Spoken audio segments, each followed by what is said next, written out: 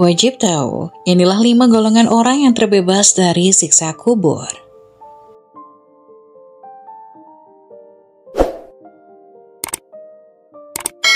Orang yang meninggal dunia akan mendapatkan siksa kubur, sebagaimana disebutkan dalam sejumlah hadis. Namun ada beberapa golongan yang terbebas dari siksa kubur. Menurut sebuah hadis yang berasal dari Aisyah radhiyallahu anha, siksa kubur ini terjadi pada orang kafir dan munafik.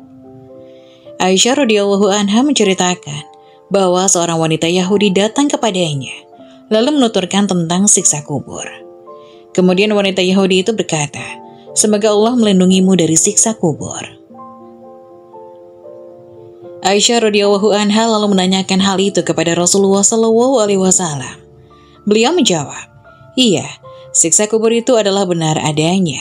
Orang-orang kafir dan munafik akan disiksa dalam kubur mereka dengan siksaan yang dapat didengar oleh binatang."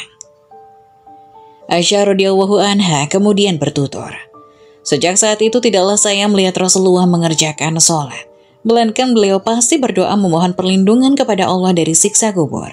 Hadis riwayat Bukhari, Muslim, dan An-Nasa'i.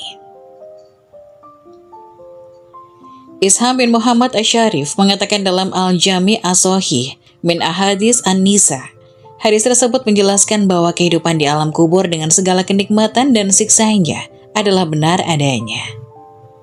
Ini merupakan prinsip yang dipegang oleh Ahlus Sunnah wal Jamaah. Merujuk pada buku Agar Selamat dari Azab Kubur karya Satria Nova, berikut golongan orang yang terbebas dari siksa kubur.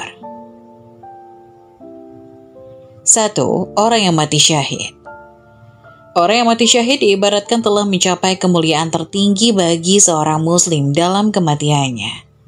Selain selamat di alam kubur, orang yang mati syahid juga akan mendapatkan jaminan surga. Namun hal itu memiliki syarat, yakni ia tidak memiliki hutang. Jasad orang yang mati syahid akan terjaga, sebab Allah Subhanahu wa Ta'ala memerintahkan bumi untuk tidak menghancurkannya. Dalam sebuah hadis dikatakan, yang artinya, dari Jabir bin Abdullah bahwasanya Rasulullah SAW bersabda, "Ketika orang yang hafal Al-Quran meninggal, maka Allah memberikan wahyu kepada bumi agar tidak memakan jasadnya.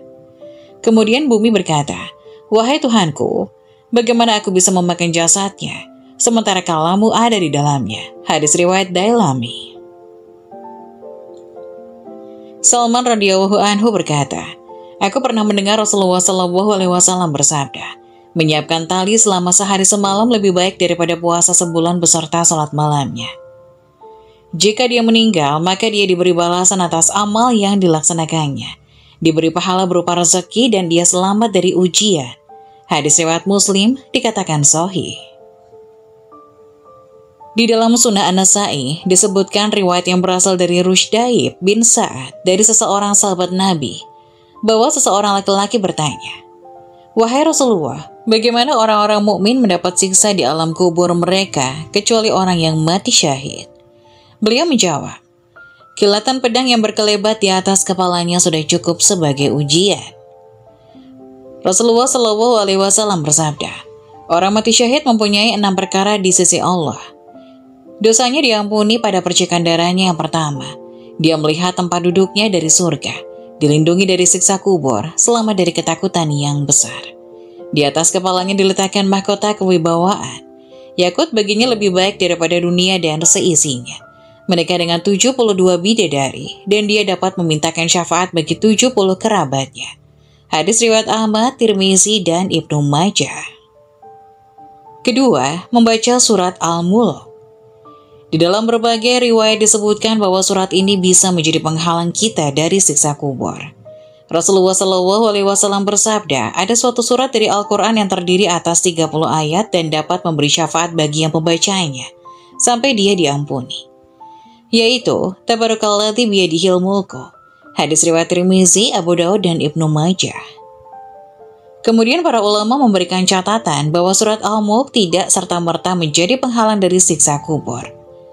Melainkan surat tersebut akan memberi syafaat apabila kita rajin membacanya setiap malam, memahami isinya, dan mengamalkan hukum-hukum yang berada di dalamnya. Ketiga, orang yang meninggal di hari Jumat. Hal ini sebagaimana diriwayatkan dari Abdullah bin Amr bin Ash berkata, bahwa Rasulullah SAW bersabda, tidaklah seorang muslim meninggal di hari Jumat kecuali Allah lindungi dari fitnah kubur. Hadis riwayat Tirmizi. Dari redaksi hadis ini menyebutkan bahwa manusia yang meninggal pada hari Jumat bukan terbebas dari azab kubur, melainkan dilindungi oleh Allah Subhanahu wa Ta'ala dari fitnah kubur. Dengan itu, si mayat yang seharusnya mendapatkan siksa bisa jadi diselamatkan oleh Allah. Keempat, memperbanyak amal jariyah. Diriwayatkan dari Abu Hurairah radhiyallahu anhu, Rasulullah SAW bersabda, jika manusia itu mati, maka akan putus amalannya, kecuali dari 3 perkara, yaitu sedekah jariyah, ilmu yang bermanfaat, dan anak soleh yang mendoakan orang tuanya. Hadis riwayat Muslim. Kelima, memperbanyak amar ma'ruf nahi mungkar. Mengenai hal ini, konteksnya hampir sama dengan amal jariyah. Ketika kita mengajak orang untuk berbuat baik, kita akan terkena cipratan pahalanya. Rasulullah SAW bersabda, barang siapa yang menunjuki kepada kebaikan, maka dia akan mendapatkan pahala seperti pahala orang yang mengerjakannya. Hadis riwayat Muslim. Sementara itu, di dalam buku Cahaya Motivasi yang Menyentuh Hati karya Adi Alfian Salasa, menyebutkan bahwa akan ada 10 orang yang mayatnya tidak akan busuk dan tidak hancur, serta akan bangkit dalam keadaan tubuh seperti semula pada hari kiamat diantaranya. Pertama, para nabi. Kedua, para ahli jihad fisabilillah. Ketiga, para alim ulama yang menegakkan kalimat Allah Subhanahu wa Ta'ala. Keempat, para syuhada yang senantiasa memperjuangkan Islam. Kelima, para penghafal Al-Quran dan beramal dengan Al-Quran. Keenam, imam atau pemimpin yang adil dalam menegakkan syariat Allah. Ketujuh, muazin yang tidak meminta imbalan. Kedelapan, wanita yang meninggal sewaktu melahirkan anak serta senantiasa taat pada perintah Allah Subhanahu wa Ta'ala. 9. Orang mati dibunuh atau dianiaya karena mempertahankan kehormatan diri dan agama. Ke-10, orang yang mati di siang hari atau di malam Jumat. Allahu a'lam. Ternyata begini gambaran nikmat kubur bagi orang yang bertakwa. Kebalikan dari siksa kubur, dikenal nikmat kubur. Nikmat kubur diperuntukkan bagi hamba Allah Subhanahu wa Ta'ala yang diridhoi olehnya, serta mereka yang beriman dan bertakwa. Seperti namanya, seseorang akan memperoleh kebahagiaan dan terbebas dari siksa di alam barzah. Kesenangan seperti apa yang didapat? Ketika manusia wafat, mereka menuju tahap selanjutnya, yakni alam barzah. Kengerian alam ini dimulai ketika jenazah dimasukkan dalam kuburnya, di mana jasad itu akan dihimpit dan dijepit oleh kuburnya sendiri. Mengutip buku ensiklopedia Kiamat oleh Umar Sulaiman Al-Ashqar, Nabi SAW dalam suatu hadis menyebutkan bahwa tiap orang akan mengalami gencatan kubur ini. Sesungguhnya kubur memiliki himpitan yang bila seseorang selamat darinya, maka ia akan selamat seperti Sa'ad bin Mu'adz yang telah selamat. Hadis riwayat Ahmad. Bagian anak kecil yang meninggal sekalipun akan merasakan himpitan kubur. Dalam hadis riwayat Anas bin Malik, Rasulullah berkata, seandainya seseorang luput dari himpitan kubur, maka sungguh anak kecil ini akan selamat. Hadis riwayat Tabrani. Umar Sulaiman Al-Ashqar melanjutkan, kemudian manusia akan ditanya sebagai ujian baginya oleh para malaikat penjaga kubur, yaitu Munkar dan Nakir. Dengan pertanyaan seperti siapa Tuhanmu, siapa nabimu, serta apa agamamu? Bagi mereka yang mampu menjawab dengan benar, maka akan ada seruan dari langit, hambaku benar, serta lolos dari azab kubur. Sementara orang yang musyrik dan kafir, mereka membalas pertanyaan itu dengan salah atau ketidaktahuan. Kemudian mereka akan mendapat siksa darinya. Nikmat kubur bagi orang beriman dan bertakwa. Kebahagiaan yang akan diterima orang mukmin diuraikan oleh Rasulullah dalam sabdanya yang dilansir dalam buku ensiklopedia Kiamat. Dari Al-Bara Ibnu Azib, Nabi SAW bersabda, malaikat bertanya kepada seorang mukmin dan ia menjawabnya dengan baik. Setelah itu terdengar seruan dari langit, hambaku benar, beri dia ranjang dari surga, berikan pakaian dari surga dan bukakanlah pintu menuju surga baginya.